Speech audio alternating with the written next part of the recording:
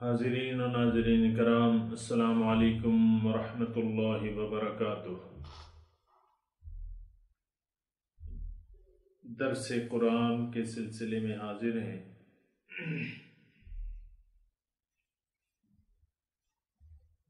سورہ بقرہ آیت نمبر 42 سے شروع کریں گے۔ اعوذ باللہ من الشیطان الرجیم، بسم اللہ الرحمن الرحیم۔ وَلَا تَلْبِسُوا الْحَقَّ بِالْبَاطِلِ وَتَكْتُمُوا الْحَقَّ وَأَنْتُمْ تَعْلَمُونَ۔ وَأَقِيمُوا الصَّلَاةَ وَآتُوا الزَّكَاةَ وَارْكَعُوا مَعَ الرَّاكِعِينَ۔ وَلَا تَلْبِسُوا الْحَقَّ، اور خلط ملط نہ کرو حق کو باطل سے، وَتَكْتُمُوا الْحَقَّ، اور حق کو نہ چھپاؤ، وَأَنْتُمْ تَعْلَمُونَ، حالانکہ تم جانتے ہو، یعنی جانتے بوجھتے حق کو نہ چھپاؤ۔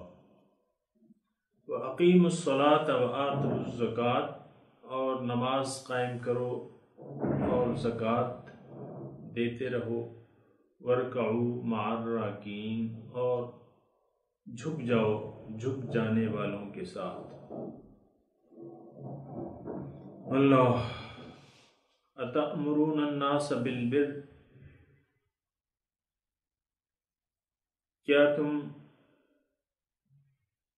حکم دیتے ہو لوگوں کو نیکی کا اور اپنے آپ کو بھول جاتے ہو، حالانکہ تم کتاب کی تلاوت کرتے ہو، اتنا تم عقل سے کام نہیں لیتے۔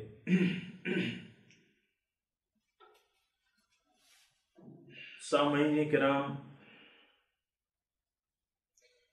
یا بنی اسرائیل اذکروا نعمتی التی انعمت علیکم سے سورہ بقرہ کا مرکزی مضمون جو مدعا ہے، جو اصلی مضمون ہے، یہاں سے شروع ہو چکا ہے۔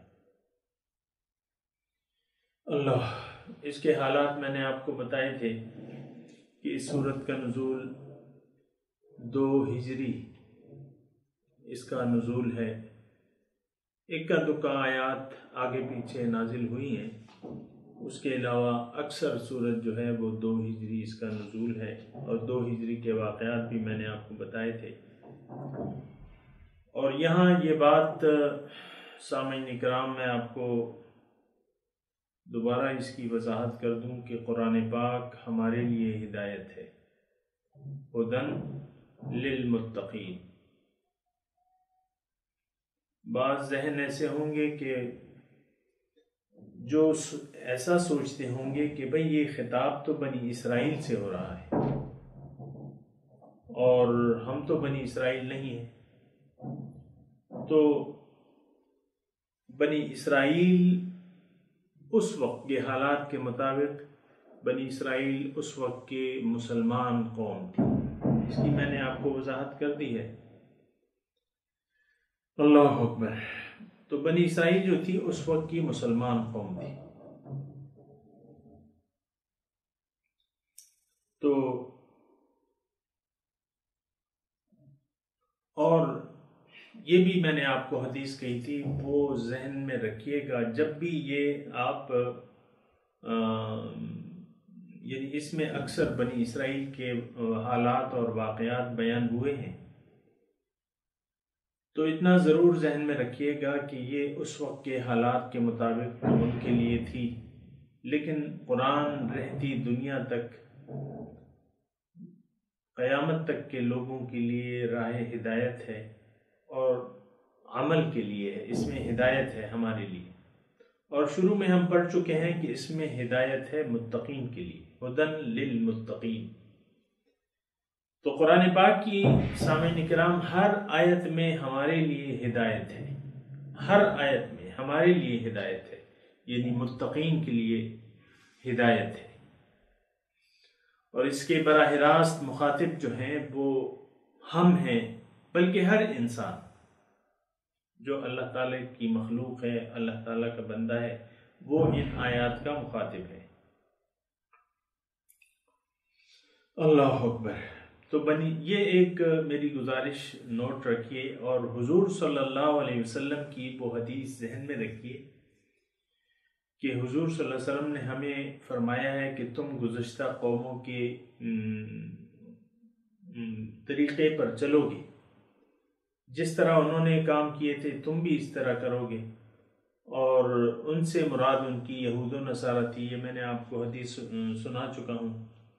تو بنی اسرائیل، دوبارہ میں آپ کو کہہ رہا ہوں کہ جو بھی آیت آپ تلاوت کریں یا آپ کو سنائی جائے اس کو اپنے اوپر اپنے لیے اس میں ہدایت تلاش کریں۔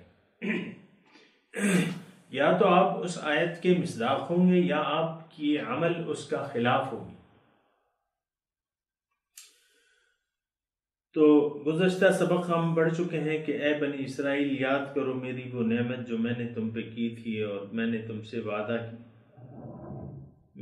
کی، مجھ سے کیا ہوا وعدہ پورا کرو۔ تو اس سلسلے میں آپ کو بتا چکا ہوں کہ اللہ تعالیٰ سے ہم نے ایک تو وعدہ الست کیا تھا، اور دوسرا وعدہ جو ہے وہ جب ہمیں بھجوایا جا رہا تھا تو اس وقت ایک وعدہ لیا تھا جو کہ ہم ابھی پڑھ چکے ہیں کہ اہبطوا منہا فإما یأتینکم منی ھدی فمن تبع ھدایا فلا خوف علیہم ولا ھم یحزنون۔ اے آدم تم اترو، اس مقام سے جاؤ، عالم مادیات میں جاؤ، جسم کے اندر چلے جاؤ،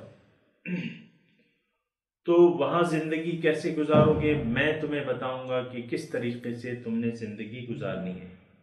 اذکروا نعمتی، اچھا تو فإما یأتینکم منی ھدی فمن تبع ھدایا، ایک وعدہ وہ تھا، ایک وعدہ الست کا تھا، ایک وعدہ ہم سے اللہ تعالیٰ نے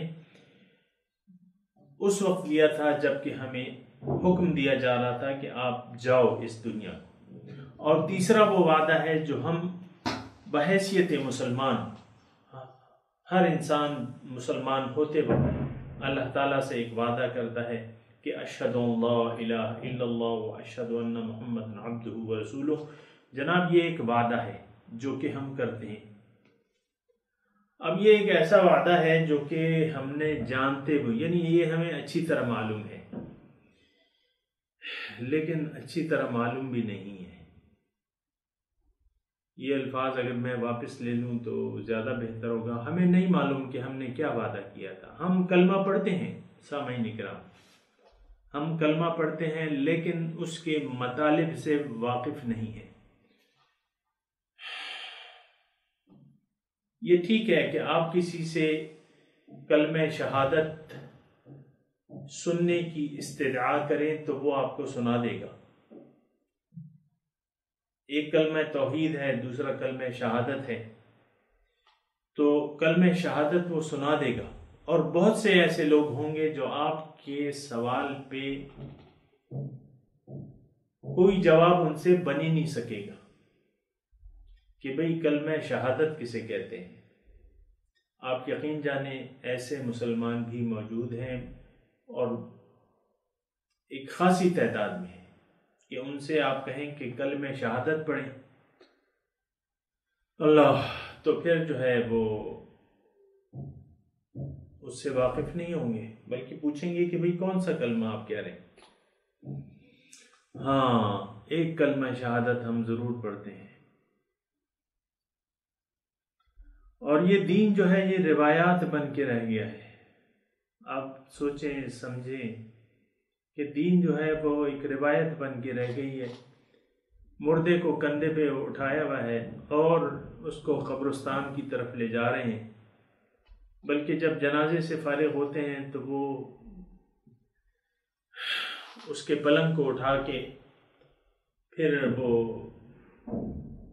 کچھ اصحاب یہ ڈیوٹی اپنے ذمے لگا لیتے ہیں کہ ہم نے کلمہ شہادت کا نعرہ لگانا ہے، بلکہ پہلے سے یہ طے کیا ہوتا ہے۔ بلکہ کچھ ایسے لوگ ہیں جو روایتاً ہر جنازے کے ساتھ جاتے ہیں، اور یہ آواز ان کی لگانا ان کی ذمہ داری ہوتی ہے، اور بلند آواز سے جو ہے وہ پکارتے ہیں کلمہ شہادت، اور وقتاً فوقتاً جو ہے اس کو دہراتے رہتے ہیں۔ اللہ اکبر. تو بات یہ ہے کہ یہ دین ایک محض ایک، میں اگر یہ کہوں کہ ایک مذاق سا بن کے رہ گیا ہے تو کچھ اتنا بھیجا نہیں ہوگا. ہم نے ایک مذاق بنا لیا ہے، اور یہ میرے الفاظ نہیں ہیں، یہ اللہ تعالیٰ کے الفاظ ہیں کہ ان لوگوں نے اپنے دین کو کھیل تماشا بنا لیا ہے.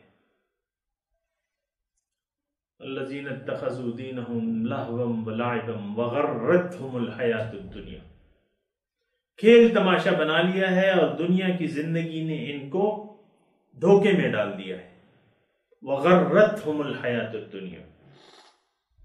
تو بات یہ ہے کہ خود بھی سوچنا چاہیے اپنے اعمال پہ، اپنے طرز عمل پہ، اور معاشرے کے بارے میں بھی سوچنا چاہیے کہ ہم کس طرف جا رہے ہیں، کہاں جا رہے ہیں، منزل کیا ہے.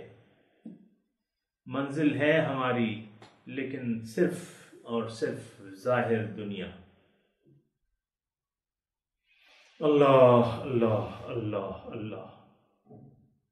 باطن سے تو اللہ، یہ ٹھیک ہے کہ باطن سے اللہ واقف ہے، لیکن میں نے آپ کو کہا ہے کہ انسان کے اعمال اس کے عقیدے کا بتاتے ہیں. کھلی کتاب ہے. انسان آج کوئی صاحب نظر، ہم میں سے کوئی صاحب نظر بن جائے، وہ دیکھیں گے اس کے سامنے تمام انسان ایک کھلی کتاب کی طرح ہوں گے. اللہ. تو بات یہ ہے کہ کھلی کتاب ہے، یہ کوئی ڈھکی چھپی کتاب نہیں ہے. انسانوں کو پڑھ لینا یہ کوئی مشکل بات نہیں ہے.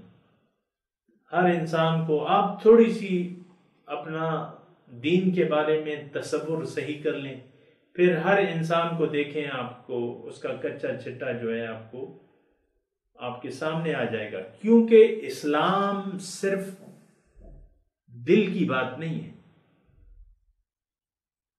یہ تو دل سے تصدیق کا نام ہے. اسلام جو ہے اقرار باللسان و تصدیق بالقلب ہم کہتے ہیں کہ زبان اقرار کر لیتا ہوں اور دل سے اس کی تصدیق کرتا ہوں. یہ نہیں ہو سکتا کہ دل ہمارا اسلام کی تصدیق کرے اور ہمارے اعمال اسلام کے خلاف ہوں. یہ نہیں ہو سکتا. آج آپ دیکھ لیں کہ آج ہمارے اعمال دین اسلام کے خلاف ہے، حضور صلی اللہ علیہ وسلم کے اسوہ حسنہ کے خلاف ہے. بہت دکھ کی بات ہے، بہت شرم کی بات ہے. اللہ. لیکن اس کا نقصان کس کا ہوگا؟ اس کا نقصان ہمیں ہی ہوگا.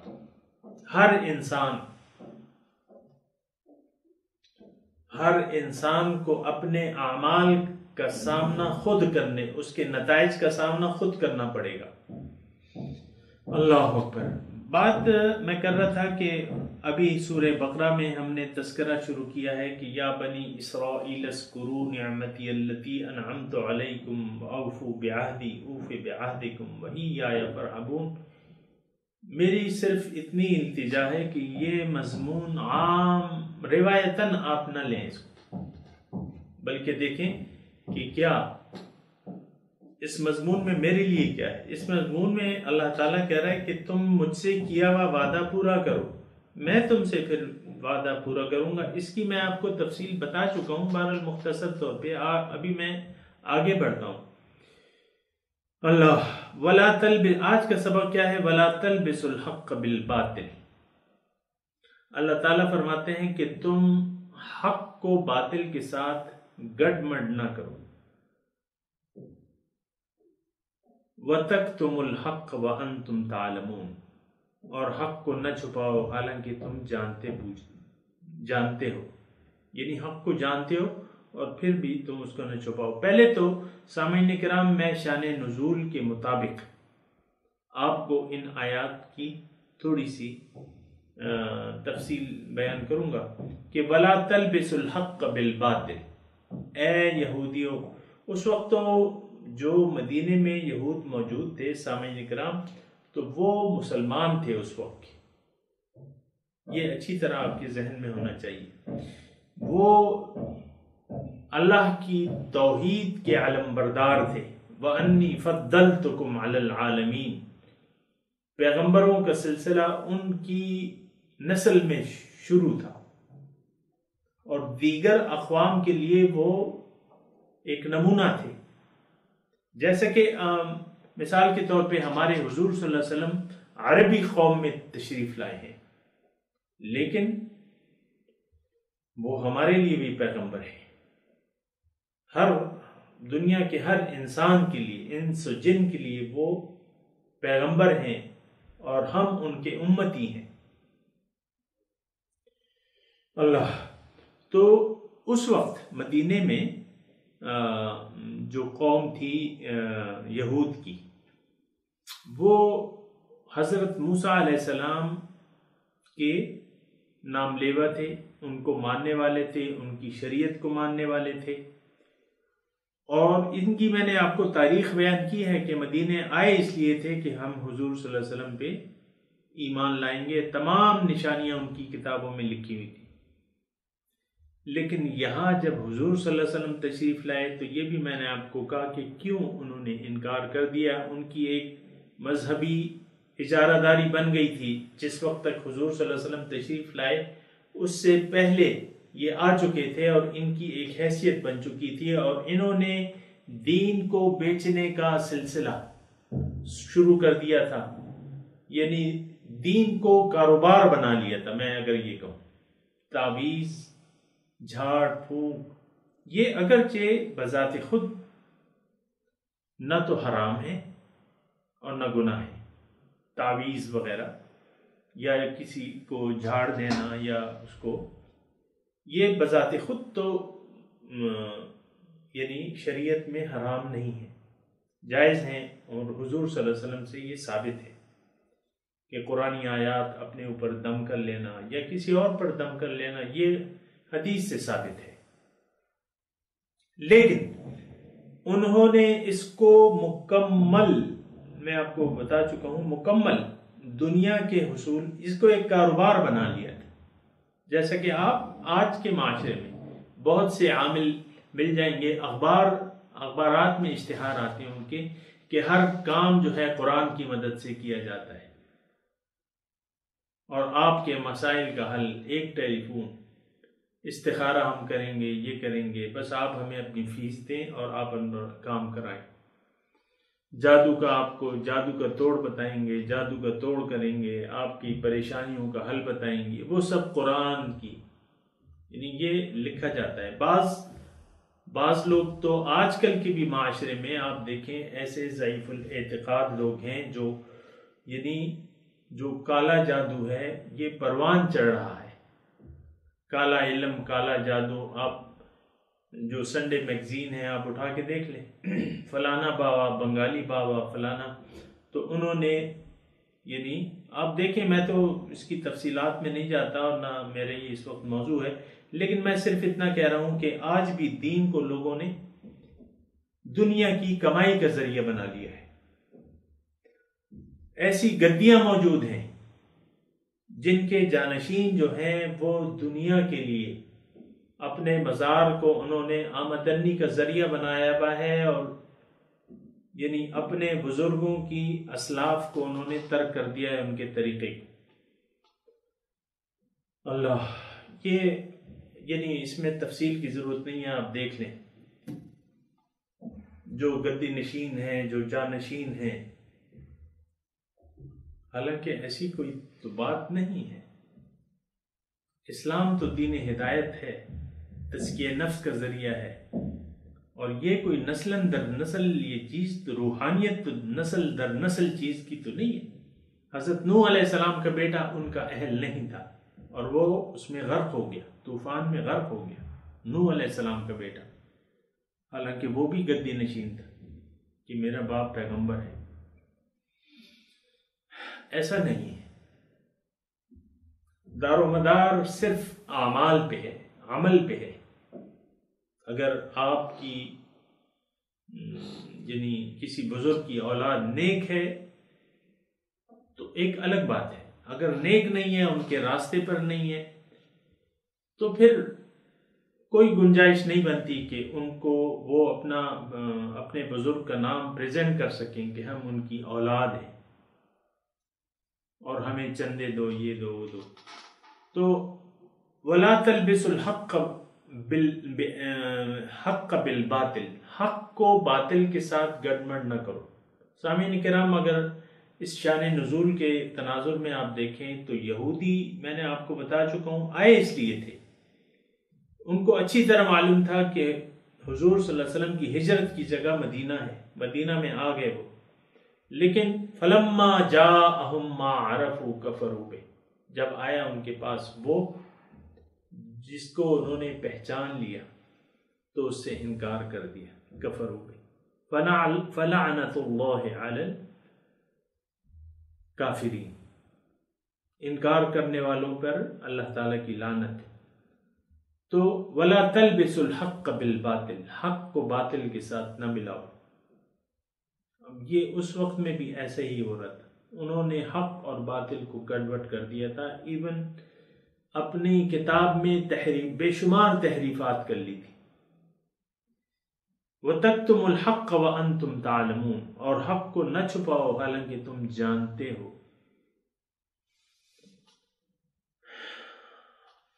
ہمارے یعنی شیخ نے ایک واقعہ بیان کیا ہے سلمان فارسی کا. سلمان فارسی فارس کے تھے، مشرک تھے، لیکن وہ دین حقہ کی تلاش میں تھے اور ان کا اپنے دین پہ اطمینان نہیں تھا.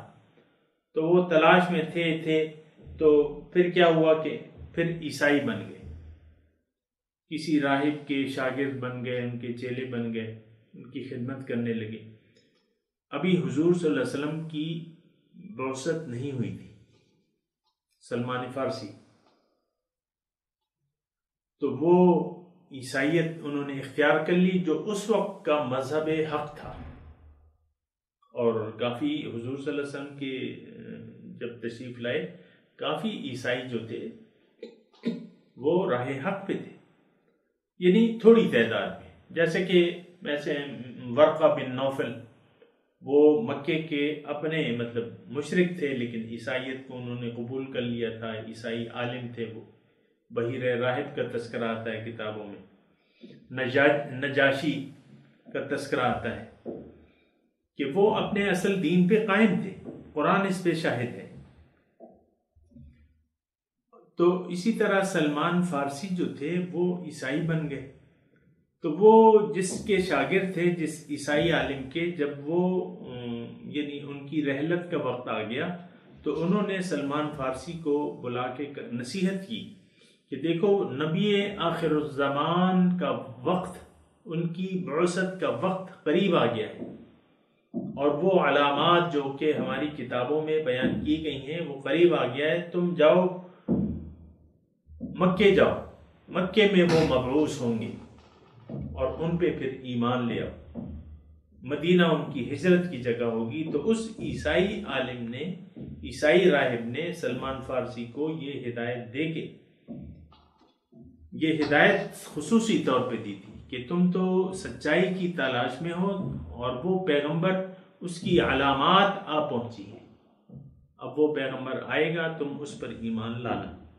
تو پھر سلمان فارسی جو تھے وہ حضور صلی اللہ علیہ وسلم کی تلاش میں آئے اور پھر ایمان لائے حضور صلی اللہ علیہ وسلم پہ. اس سے میری مراد یہ ہے کہ ان کی کتابوں میں تمام وہ حالات اور واقعات حضور صلی اللہ علیہ وسلم کے موجود تھے. ایک اور واقعہ ہمارے شیخ نے بیان کیا تھا کہ حضرت عمر رضی اللہ تعالیٰ عنہ کی خلافت کا زمانہ تھا اور بیت المقدس، فلسطین بیت المقدس پہ عیسائیوں کا قبضہ تھا اور مسلمانوں نے ان کا محاصرہ کر لیا تھا. بیت المقدس کا ان کا دارالخلافہ تھا اور محاصرہ جو ہے وہ طول پکڑ گیا اور موسم بھی مخالف تھا. تو عیسائی کے جو عالم تھے تو انہوں نے مسلمانوں کو پیغام کہلا بھیجا کہ بھئی تم ہمارا محاصرہ کیے ہو، لیکن تم ایسا کرو کہ اپنے خلیفہ کو بلا لو وہ آ جائیں گے تو ہم ان کو اس شہر کی چابیاں دے دیں گے۔ تو جو کمانڈر تھے اس وقت اسلامی افواج کے، انہوں نے لکھا حضرت عمر رضی اللہ تعالیٰ عنہ کو کہ بات ایسی ہے کہ محاصرہ طول پکڑ گیا ہے اور یہ لوگ جو ہیں وہ شہر فتح نہیں ہو رہا، اور انہوں نے مطالبہ کیا ہے کہ خلیفۃ المسلمین خود آئیں گے تو ہم ان کے ہاتھ میں چابیاں دیں گے۔ تو حضرت عمر رضی اللہ تعالیٰ عنہ تیار ہو گئے اور ایک اونٹ پہ ایک اونٹ لیا اور ایک خادم کو لیا، غلام کو لیا، اور دونوں جو ہے روانہ ہو گئے۔ تو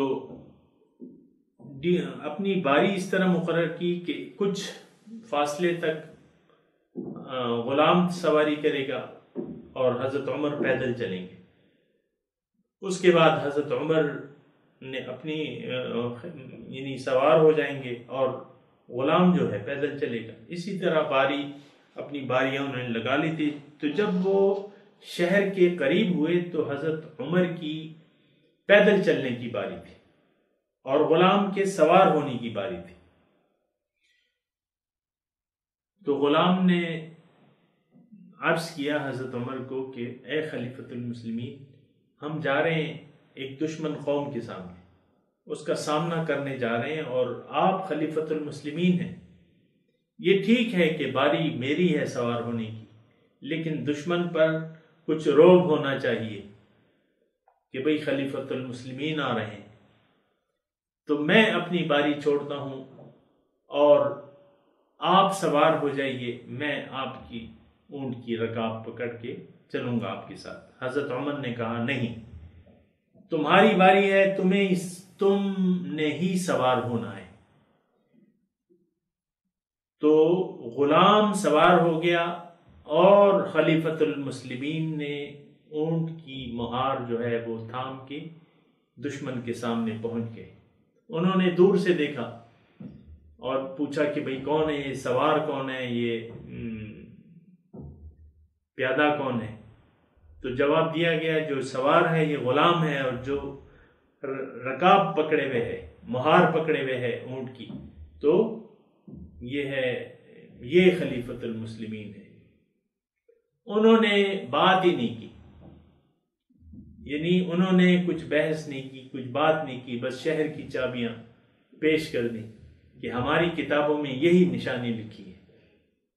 تو دیکھیں اتنی نشانیاں موجود تھیں مسلمانوں کی اور صحابہ کرام کی، اتنی نشانیاں موجود تھیں، تو کیا کہ انہوں نے حق کو باطل کے ساتھ گڑمٹ کر دیا تھا۔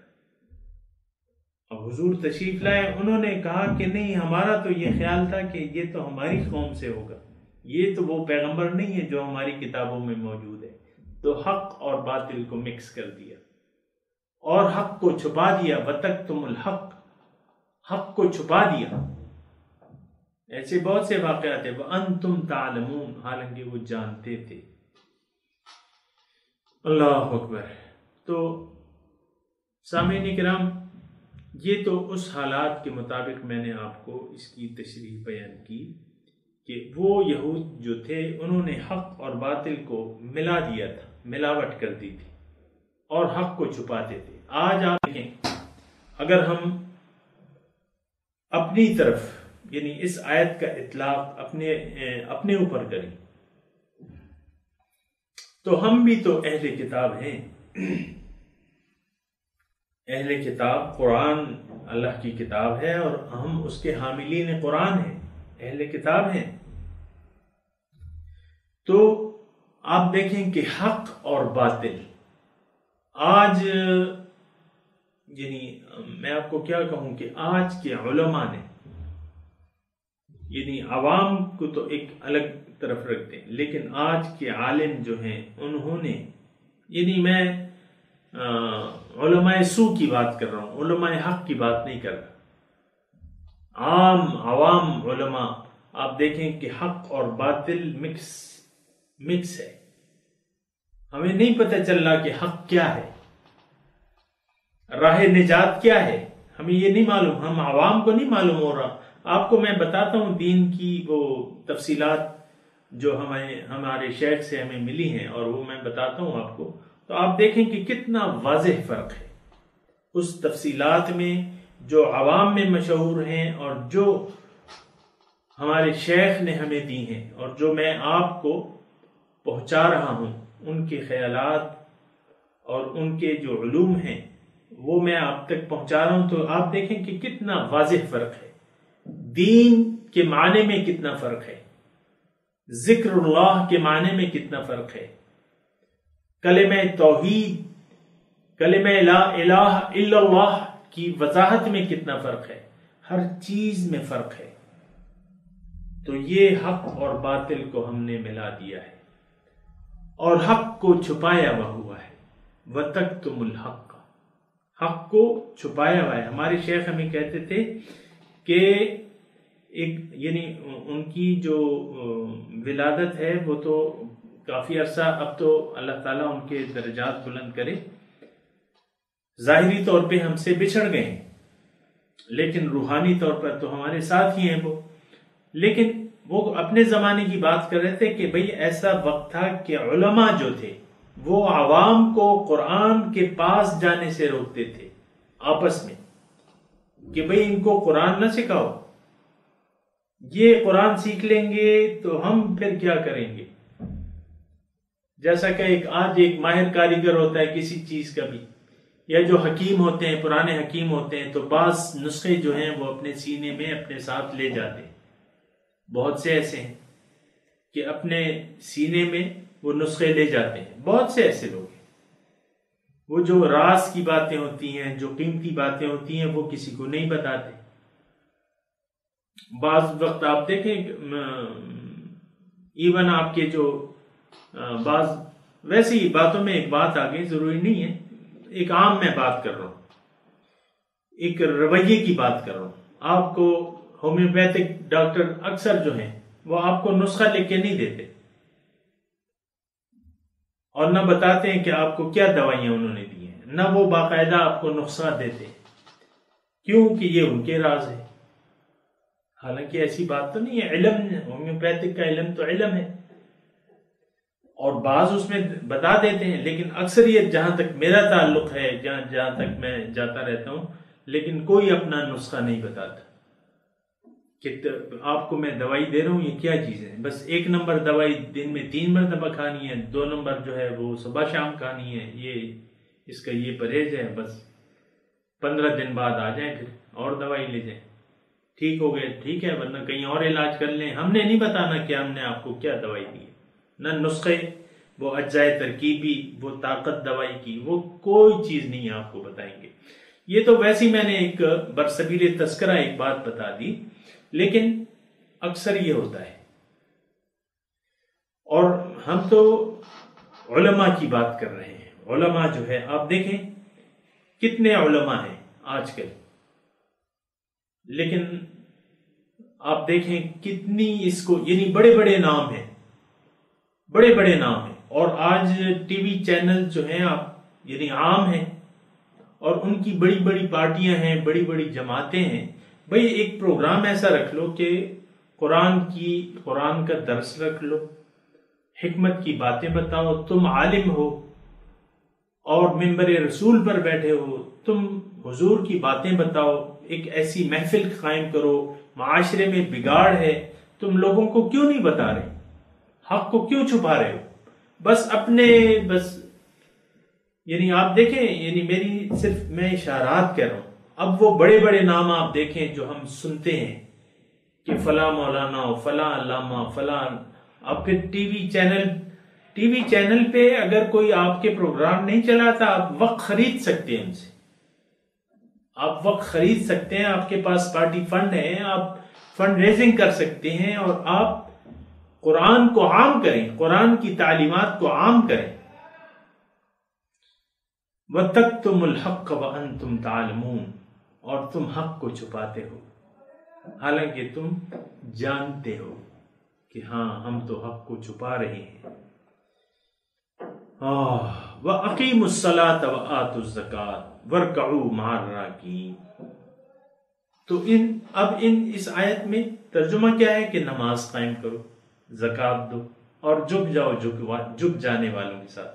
سامعین کرام، پہلے تو ہم دیکھیں، آپ اور ہم دیکھیں، یعنی پہلے تو ہم قرآن کو اس کے شان نزول کے مطابق سمجھا کریں گے، اور اس کے بعد جو ہے پھر اپنے لیے اس میں ہدایت تلاش کریں گے۔ عام طور پہ یہی طریقہ ہونا چاہیے کہ بھئی آپ پہلے قرآن شان نزول کے مطابق سمجھیں، اس کے بعد اپنے لیے اس میں ہدایت تلاش کریں۔ وَأَقِيمُوا الصَّلَاةَ وَآتُوا الزَّكَاةَ۔ اب دیکھیں کہ مخاطب کون ہے؟ مخاطب اس وقت کے یا بنی اسرائیل اذکروا نعمتی اللتی سے مضمون شروع ہوا ہے کہ اے بنی اسرائیل تم یاد کرو میری وہ نعمت جو میں نے تم پہ کی تھی۔ تو وَأَقِيمُوا الصَّلَاةَ وَآتُوا الزَّكَاةَ وَارْكَعُوا مَعَ الرَّاكِعِينَ، نماز قائم کرو، زکوٰۃ دو اور جھک جانے والوں کے ساتھ جھک جاؤ۔ مخاطب کون ہے؟ شان نزول کے مطابق پہلے ہم بات کرتے ہیں، مخاطب کون ہے؟ یہود۔ اقیم الصلاۃ، نماز قائم کرو۔ یہ سامعین کرام علاج بتایا جا رہا ہے، علاج بتایا جا رہا ہے ان کے لیے، یعنی پہلے تو اللہ تعالیٰ نے ان کو وعدہ یاد دلایا کہ بھئی تم مجھ سے کیا ہوا وعدہ پورا کرو اور مجھ سے ڈرو، میرا خوف رکھو۔ اللہ، تو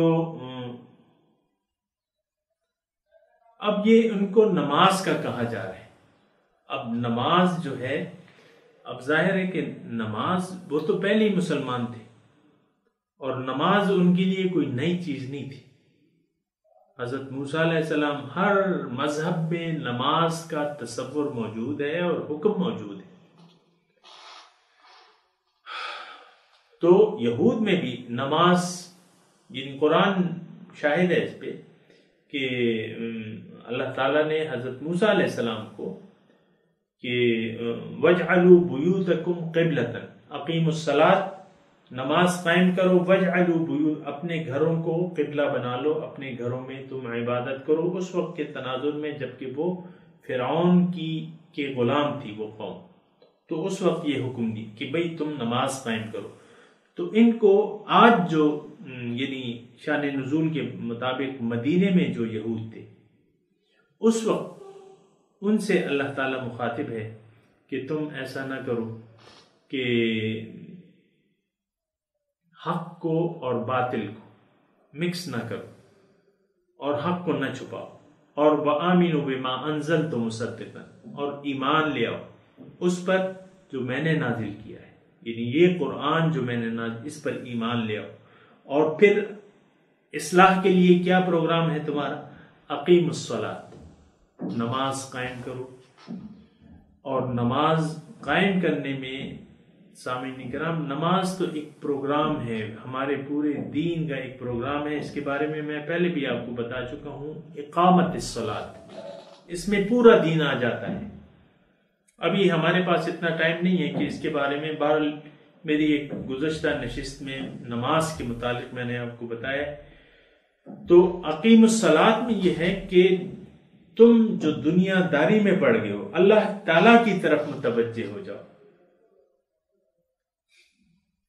سامعین کرام تھوڑا سا غور کریں کہ اس کا کیا مراد ہے۔ اس وقت اللہ تعالیٰ یہ ان کو بتا رہا ہے کہ تم نماز قائم کرو۔ نماز اللہ تعالیٰ کی طرف رجوع کرنے کا پہلا ذریعہ جو ہے وہ کیا ہے؟ نماز ہے۔ اگر آپ اپنے مقصد پر یقین رکھتے ہیں جو کہ اللہ ہے، تو پھر پہلا ذریعہ جو ہے، پہلا کام جو ہے وہ نماز کو قائم کرنا ہے، پوری شرائط کے ساتھ نماز کو قائم کرنا ہے۔ نماز کو کیسے قائم کرنا ہے، میں تھوڑا سا تھوڑے سے وقت کے لیے میں آپ کو بتاتا ہوں کہ نماز قائم کرنے، ایک تو دیکھیں نماز قائم کرنے اور نماز ادا کرنے میں تھوڑا سا فرق ہوتا ہے، یہ تھوڑا سا جان لیں۔ نماز قائم کرنا یعنی مردوں کے لیے تھوڑی سی فرق ہے۔ مردوں کے لیے کیا ہے؟ مردوں کے لیے کیونکہ مرد جو ہیں معاشرے کا مرکزی حصہ ہے، جنگ جہاد اور باہر کے کام یہ وہی مرد انجام دیتے ہیں۔ تو مردوں کے لیے ایک اجتماعی پروگرام ہے اللہ تعالیٰ کی طرف۔ اب یہ میں مضمون زیادہ نہیں، میں مختصر طور پہ میں بتاؤں گا کہ نماز، اگر اللہ تعالیٰ سے آپ نے قریب ہونا ہے اور اس سے رابطے میں رہنا ہے تو پہلا ذریعہ اس کا کیا ہے؟ نماز ہے۔ نماز کا آپ نے خیال رکھنا ہے۔ وَأَقِمِ الصَّلَاةَ لِذِكْرِي، نماز قائم کرو میری یاد کے لیے۔ اللہ، تو نماز پہلا جو رکن ہے دین کا، جو کہ آپ کے ایمان لانے کے ساتھ آپ پہ فرض ہو جاتا ہے، وہ کیا ہے؟ نماز۔ تو نماز ایک اجتماعی صورت میں ہے، یہ نماز قائم کرنا اس سے مراد ایک اجتماعی صورت میں ہے، آپ کی ایک جگہ ہو، یعنی آپ کے اکٹھے ہونے کی، مردوں کے اکٹھے ہونے کی ایک جگہ ہو، جس کو ہم کہتے ہیں مسجد، ایک مرکز ہو جہاں مسلمان جو لوگ اللہ تعالیٰ کی طرف کے قریب ہونا چاہتے ہیں وہ ایک مرکز میں اکٹھے ہو جائے، آپس میں رابطے میں رہیں، مرکز میں اکٹھے ہوں اور نماز جماعت سے پڑھیں، اکٹھے ہو کر پڑھیں، اور اس کے بعد جو ہے نماز اپنے وقت پر ادا کریں۔ 5 وقت کی نماز ہے، وقت پہ اللہ۔ شام کی جو ٹوکری ہے وہ انہوں نے اپنے سر پہ اٹھا رکھی ہے، جو اپنے سر سے گرا بھی نہیں سکتے لیکن اٹھا بھی نہیں پا رہے۔ مثل الذین حملوا التوراة ثم لم يحملوها كمثل الحمار يحمل اسفارا۔ اللہ تعالیٰ اس وقت کے جو اہل کتاب تھے ان کے متعلق بات کر رہے ہیں کہ مثل الذین حملوا التوراة ثم لم يحملوها، مثال ان لوگوں کی جنہوں نے، جو حاملین تورات تھے لیکن پھر اس کا حق نہ ادا کر سکے۔ ان کی مثال اس گدھے کی سی ہے جس نے ایک بوجھ اپنے کمر پر اٹھایا ہوا ہے۔ کمثل الحمار یحمل اسفارا، بئس مثل القوم الذین کذبوا بآیاتنا، بہت بری ہے مثال ان لوگوں کی جنہوں نے میری احکامات کو جھٹلایا۔ بے نہیں یہی صورتحال سامعین کرام آج ہے۔ اسلام، قرآن بہت بھاری، بہت معزز چیز ہے جو کہ ہم نے لا دی بھی ہے۔ ہم میں سے کوئی یہ دعویٰ کرنے کو تیار نہیں ہے کہ میں مشرک ہوں، میں کافر ہوں، یا کافر بننا چاہتا ہوں، یا مشرک بننا چاہتا ہوں، یا منافق بننا چاہتا ہوں۔ زبان سے کوئی بھی یہ نہیں کہتا، لیکن قرآن اور حدیث جو 2 چیزیں ہیں ہمارے پاس، اس کا حق ہم ادا کر رہے ہیں۔ قرآن کو تو ہم نے کب کا ترک کیا ہوا ہے۔ قرآن من حیث القوم، قرآن کو ہم نے ترک کیا ہوا ہے۔ آپ اس بات پہ سوچیں، برا یعنی ناراض نہ ہو اس بات پہ۔ قرآن ترک کیا ہوا ہے ہم نے۔ آج کے مسلمان نے قرآن کو چھوڑ دیا، اور وہ آیت جو ہے جو حضور صلی اللہ علیہ وسلم قیامت کے دن کہیں گے وہ ہمارے بارے میں فٹ آتی ہے۔ وقال الرسول یا رب ان قوم اتخذوا هذا القرآن مہجورا، کہیں گے رسول کہ اے میرے رب اس قوم نے تو قرآن کو چھوڑ دیا تھا۔ ان قوم اتخذوا هذا القرآن مہجورا، قرآن کو آج ہم نے ترک کر دیا ہے۔ دیکھیں، جب تک ہم ایک چیز کا احساس نہ کریں گے تو پھر اس کے علاج کی بھی ہم ضرورت نہیں محسوس کریں گے۔ قرآن کو ترک کر دیا ہے۔ قرآن تو سینے سے لگانے کی چیز ہے، قرآن تو ہدایت ہے، قرآن تو نور ہے، قرآن تو میرے مولا کا کلام ہے، ہمارے محبوب کا کلام ہے، ہمارے محبوب کا میسج ہے۔ اس کو تو دل سے لگانا چاہیے، اس کو صاحب قرآن بننا چاہیے۔ ہم تو حاملین قرآن ہیں لیکن صاحب قرآن نہیں ہیں۔ قرآن کے حامل ہیں، دعویٰ ہے کہ ہاں قرآن ہم مانتے ہیں، کہاں مانتے ہیں، کیسے مانتے ہیں اللہ۔ تو اس وقت کے جو یہود تھے، قرآن نازل ہو رہا تھا، حضور صلی اللہ علیہ وسلم تشریف لے آئے، فلما جاءہم ما عرفوا کفروا بہ، جب آئے ان کے پاس وہ نبی آخر الزمان جس کو انہوں نے پہچان لیا، انکار کر دیا۔ کیوں؟ صرف ذاتی اغراض و مقاصد کے لیے، اور تو کچھ بھی نہیں تھا۔ اور کیا تھا؟ صرف دنیا کے طالب تھے وہ، دنیا، دین نے ان کو دھوکے میں ڈال دیا تھا۔ لن تمسنا النار الا ایاما معدودہ، بھائی ہم تو پیغمبروں کی اولاد ہیں، ہم تو دوزخ میں تو جا ہی نہیں سکتے، گئے تو چند دن کے لیے پھر نکل آئیں گے۔ بے نہیں، یہی تصور آج ہمارا ہے۔ کوئی مسلمان آج یہ یعنی جو صرف کلمہ گو ہے اور کچھ بھی نہیں کر رہا، اس کا بھی یہ پکا پکا عقیدہ ہے کہ میں نے جنت میں جانا ہے، بالآخر جانا ہے جنت، چند غوطے ہم لگا لیں گے نا، وہ پشتوں میں کہتے ہیں سو غپے پہ پکی وہ، یعنی چند غوطے لگا لیں گے، لیکن ایسا تو نہیں ہے۔ قرآن اس پر شاہد ہے کہ یہ تصور غلط ہے۔ بلا من کسب سیئۃ واحاطت بہ خطیئتہ فاولئک اصحاب النار ہم فیہا خالدون، جس نے برائی کا اکتساب کیا اور برائیوں نے، گناہوں نے اس کو گھیر لیا، واحاطت بہ خطیئتہ، گناہوں میں ڈوب گیا، یہ اصحاب النار ہیں، ہمیشہ کے لیے اس میں رہیں گے۔ اب آپ سوچ لیں، جو کلمہ گو مسلمان ہیں اس کے آیت کے متعلق کیا کہتے ہیں اللہ تعالیٰ؟ تو بہرحال ہم اس میں دیکھتے ہیں کہ اقیموا الصلاۃ وآتوا الزکاۃ، آج ہم اپنے لیے ہدایت تلاش کرتے ہیں، آج ہم نے نماز کو ضائع کر دیا ہے، جس طرح انہوں نے ضائع کر دیا تھا اس طرح آج مسلمان قوم نے نماز کو ضائع کر دیا ہے۔ آپ کو میں نے ایک آیت بتائی تھی نا کہ فخلف من بعدهم خلف اضاعوا الصلاۃ واتبعوا الشہوات فسوف یلقون غیا، کہ ان کے بعد ایسے جانشین آئے، ان نیک لوگوں کے ایسے جانشین آئے جنہوں نے نماز کو ضائع کر دیا، اضاعوا الصلاۃ، اور کیا کیا؟ واتبعوا الشہوات، اپنی خواہشات کی پیروی کی۔ تو کیا انجام کیا ہوگا؟ فسوف یلقون غیا، جلدی وہ جہنم میں پہنچیں گے، ان کو ڈالا جائے گا جہنم میں، جلدی ان کو جہنم میں ڈالا جائے گا۔ آج نماز، سامعین کرام، آج ہم نے نماز کو ضائع کر دیا ہے، اس کی کوئی اہمیت ہی نہیں ہے۔ وقت ہوگا تو پڑھ لیں گے، وقت نہیں ہے تو پھر مشکل ہے۔ اللہ، بات یہ ہے کہ یہ ساری چیزیں تو کسی مقصد کے لیے کی جاتی ہیں، وہ مقصود ہی آپ کا مقصود نہ ہو تو آپ کو کسی چیز کی ضرورت نہیں۔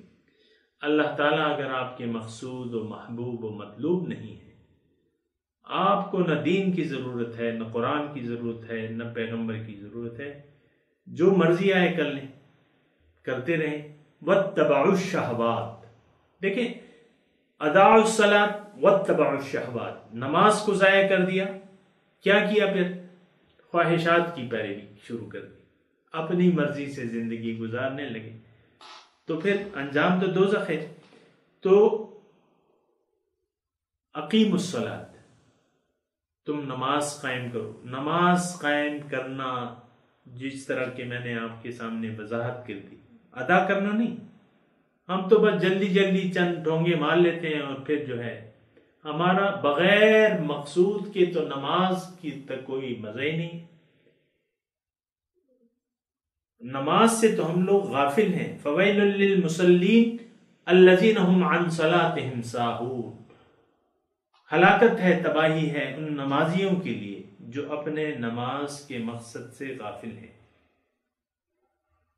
غفلت میں پڑے ہوئے۔ وآتوا الزکاۃ، وآتوا الزکاۃ، اور زکوٰۃ دو۔ زکوٰۃ جس طرح نماز کا نظام تباہ ہو گیا ہے، اسی طرح زکوٰۃ کا نظام بھی بہت سے ایسے لوگ ہیں، آپ دیکھیں بہت سے ایسے لوگ ہیں، بہت سی ہمارے مائیں ہیں، بہنیں ہیں جن کے پاس زیور پڑے ہیں، وہ زکوٰۃ نہیں دیتی، زیور پڑے میں دل دکھتا ہے ان کا زکوٰۃ دیتے ہوئے۔ یہ کیا ہے؟ یہ وہی پیسے کی محبت ہے، مختلف ہیلے بہانے زکوٰۃ نہ دینے کے لیے ہم بناتے رہتے ہیں، بناتی رہتی ہیں۔ اور بہت سے ایسے لوگ میں نے دیکھے ہیں، لاکھوں روپے کی زکوٰۃ ان کے ذمے ہے، موجود ہے ان کے پاس، دل نہیں چاہتا۔ دیکھیں گے کوئی حاجت مند آئے تو پھر دیں گے۔ وَآتُوا الزَّکَاۃَ، زکوٰۃ دو، جھک جاؤ جھک جانے والوں کے ساتھ، وَارْكَعُوا مَعَ الرَّاكِعِينَ، جھک جاؤ۔ اللہ تعالیٰ تو ہم سے کہہ رہا ہے کہ تم لوگ جھک جاؤ، اللہ کے حکم کے سامنے جھک جاؤ۔ یہاں وَارْكَعُوا، رکوع کا کیا مطلب ہے؟ رکوع کا مطلب جھکنا ہے۔ جب آپ کسی کے حکم کے سامنے سر تسلیم خم کہتے ہیں تو عملاً اس کا اظہار کرتے ہیں۔ نماز میں جب میں آپ کو مضمون بیان کیا تھا، اس میں رکوع علامت اس کی ہے کہ اے اللہ تعالیٰ تیرا حکم، تیری ذات سب سے بڑی ہے، سبحان ربی العظیم، تیرا حکم میں نے ماننا ہے، اس کے علاوہ میں نے کسی کا حکم نہیں۔ وَارْكَعُوا مَعَ الرَّاكِعِينَ، جھک جاؤ۔ أَلَمْ يَأْنِ لِلَّذِينَ آمَنُوا أَن تَخْشَعَ قُلُوبُهُمْ لِذِكْرِ اللَّهِ، کیا مومنوں کے لیے وہ وقت نہیں آیا کہ ان کے دل جھک جائیں اللہ کی یاد کے لیے؟ أَن تَخْشَعَ قُلُوبُهُمْ لِذِكْرِ اللَّهِ وَمَا نَزَلَ مِنَ الْحَقِّ، اور جو کچھ اللہ تعالیٰ نے حق سے نازل کیا ہے اس کے سامنے جھک جائیں۔ سامعین کرام، آج ہمارا دل اللہ کے احکامات کے سامنے جھکنے کو تیار بولیے نہیں ہے، تیار نہیں ہے۔ آپ دیکھ لیں، آپ معاشرے کو دیکھ لیں، اپنے نفس کو دیکھ لیں۔ نفس ہمارا کہتا ہے نہیں، میرا کہنا، اللہ کا کہنا میں نے نہیں ماننا، رسول کا کہنا میں نے نہیں ماننا، میں نے نہیں جھکنا، میں نے سر اٹھائے رکھنا ہے۔ ٹھیک ہے بھیا، سر اٹھاؤ گے تو جب موت کی آندھی چلے گی تو پھر تو تم سر نہیں اٹھا سکتے، پھر جب اجل آئے گی تو آپ کو کاٹ کے رکھ دے گی۔ موت کی جب آندھی آئے گی نا، یا جب حالات کی آندھی آئے گی، آپ کی تمام خواہشات کو کاٹ کے رکھ دے گی۔ وآخر دعوانا ان الحمد للہ رب العالمین، والسلام علیکم ورحمۃ اللہ وبرکاتہ۔